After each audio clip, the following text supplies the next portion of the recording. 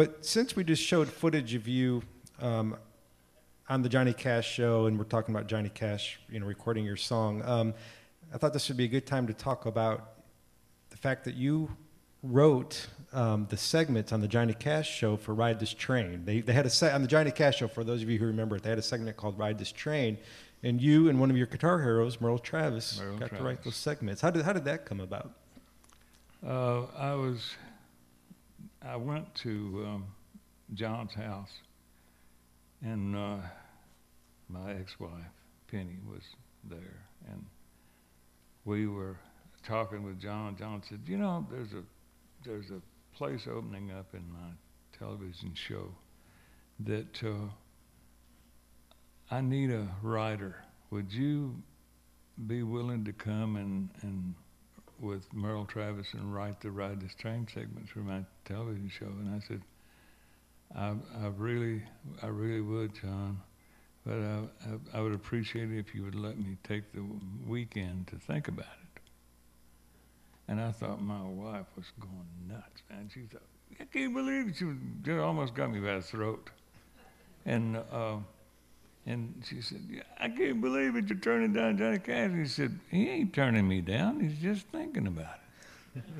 and then Monday, I ran across him again. I said, yeah, I'd like to try that. I think that'd be interesting. And some great things came out of it, especially being able to spend 16 hours a day with my prime guitar idol, with Merle Travis sitting right across the way from me. I got a whole bunch of those. He used to be a cartoonist, and a great one. And I bet you I've got 100 of those things at my house where he would sign the papers. He'd leave me a note. I'm going to lunch, you want to come to lunch, and that kind of thing. And then he'd draw a little cartoon. I got a zillion of those things in the house. I need to go and get them. And I understand somebody got on the internet not too long ago and sold one for a pretty good price. I might be richer than I thought. You want to donate those kinds of things to the Country Music Hall of Fame Museum. I believe we have a few. Wait a minute. I think we have some of Merle's drawings here. But and speaking of Johnny Cash too, we have these wonderful photos. And you know what? Let's just show the photo, and I want you to tell the story. We have a series of 3 photos, and can you just kind of describe to us what's going on here with Mr. Cash? Well, I was helping out with the Nashville Police Department's boys' camp. It was a 6-week situation to where they would just get the little street urchins and the little people that were just no father, just wandering around, and their clothes were just almost rotting off of them. And they would every year they would bring these kids, girls also, but I was more involved with the boys, and they would feed them and clothe them and just hang around and be buddies with them. And it's I had this boat here, and so I decided that I would try to help out a little bit, and I would take the boys, put them on the boat, and go for a ride. And they'd say, where are we going? And I said, well, you'll see in a minute. You'll see. And I'd pull up to the dock, and here would come John down with just an armload of albums. And every one of those kids from 8 years old to 14, every one of them knew who he was.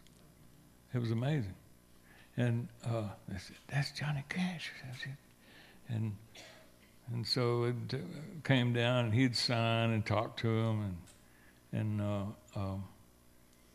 it's one of my better times, is to be able to try to do things for people, because the stuff that I got was given to me. And I figure the only time information is good is when you get it and when you give it away. And a little short thing here.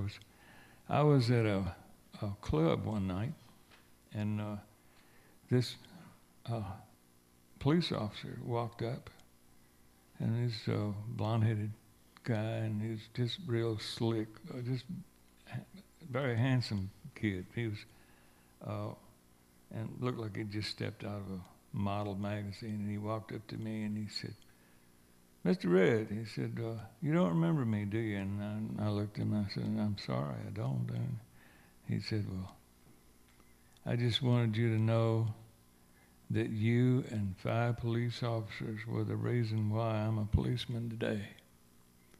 And it just crushed me. I couldn't believe somebody would come up and say something like that, you know. But he was, and then he didn't hang around or anything. He just said, "I just want to thank you again," and left. And I've never forgotten that. And it was nice to meet somebody that might have done him some good, you know.